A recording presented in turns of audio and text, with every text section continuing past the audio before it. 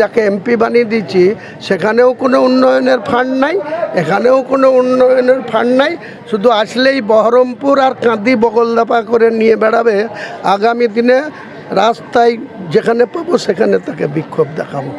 নমস্কার বন্ধুরা, আমার নাম ধ্রুবজ্যোতি সরকার।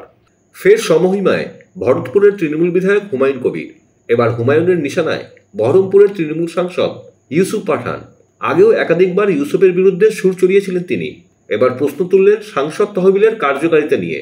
ভরতপুর বা রেজিনগরের সাংসদ তহবিলের টাকা ইউসুফ ব্যবহার করেননি বলে অভিযোগ হুমায়ুনের। বিধায়কের কথায় জেলার রাজনৈতিক মহলে শুধু চাপানোতর, অস্বস্তি শুধু দলের অন্দরেও। শুক্রবার বিকালে ভরতপুর থানাপাড়ায় বস্ত্রদান শিবিরে আয়োজন হয়। সেখানেই দলেরই সাংসদ ইউসুফ পাঠানকে আক্রমণ তৃণমূল বিধায়ক হুমায়ুন কবিরের। আমার কাছে তথ্য আছে, আমি সময় মতো দেব। বিশ্বনাথ সাহা, জীবন কৃষ্ণ সাহার বাবা, তাকে কিভাবে কনভিন্স করে এই জেলা সভাপতি জীবন শাহকে আবার ইডিকে দিয়ে অ্যারেস্ট করিয়েছে, ঠিক সময় মতো যোগ্য জবাব পেয়ে যাবে। আপনাদেরকে তথ্য দিয়ে বলবো, ডকুমেন্টস আমার কাছে আছে যে ছেলের বিরুদ্ধে বাবাকে দিয়ে কিভাবে তাকে, কিসের স্বার্থে, কেন? তৃণমূলের বিধায়ক না সে একবার অ্যারেস্ট হয়েছিল, তো কী হয়েছে?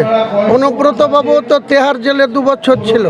স্বমহিমায় আবার নেত্রী তাকে তার পুরনো পদ ফেরত দিয়েছে। জেলা সভাপতি নাই, কিন্তু সেই সর্বময় কর্তা এখনও বীরভূম জেলায়। তিনি কি বলেছেন কদিন আগে, যে কংগ্রেস শত্রু নাই তৃণমূলের, বিজেপিও শত্রু নাই, সিপিএমও শত্রু নাই, তৃণমূলের শত্রু বলেছে কিনা? আমি ঠিক সেই কারণেই বলেছি যে এই জেলাতেও কিন্তু সেই ধরনেরই কারবার চলছে। তারা সংযত হলে সব মিটে যাবে। আর তারা যদি বেশি অহংকার দেখায়, 2024-এতে এখন ইউসুফ পাঠানকে বগল দাবা করে চলে আসছে, গড্ডাতের মিটিংয়ে নিয়ে আসছে।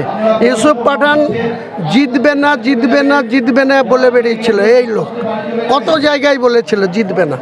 আমি কলকাতা থেকে শুরু করে এই জেলার সব জায়গাতে বলেছিলাম ইউসুফ পাঠানই জিতেছিল। সেই ইউসুফ পাঠানকে বগলদাপা করে নিয়ে বেড়াচ্ছে। ইউসুফ পাঠান ভোট নিয়েছে ভরতপুরের, এখানেও 18,000-এর কাছাকাছি। আমি 43,000-এ জিতেছিলাম, সে 18,000-এ জিতেছে। লিডটা কমে গেছে, কিসের জন্য? এই মাতব্বরের ছবি, এখানকার এক মাতব্বর, তার ছবি, আমাদের মতো বিধায়কের ছবি পর্যন্ত টাঙায়নি। মিটিং মিছিলে দেখেননি 2024-এ? তার জন্য 43,000-এর লিডটা 17,000-এ নেমে আসলো। সেই দায় কি আমার? তাদের নিতে হবে।